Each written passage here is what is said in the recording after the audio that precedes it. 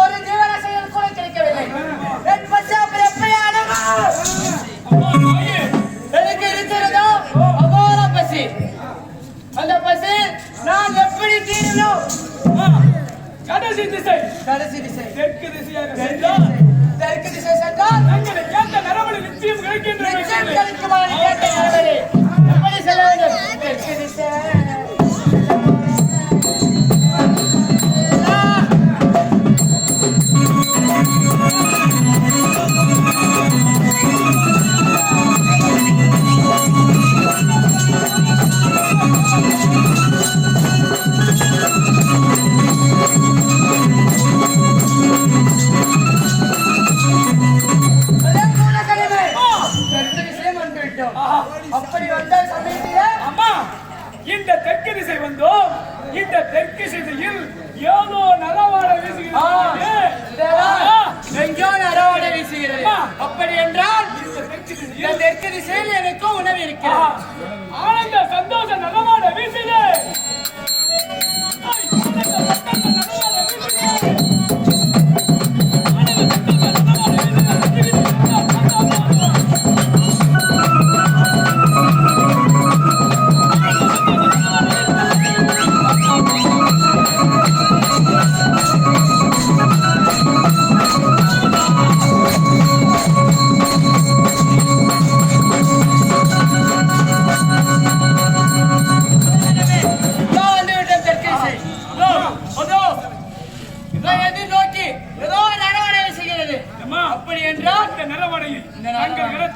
விட்டு போட்டு தவறுந்து தேடி பாருங்கள்.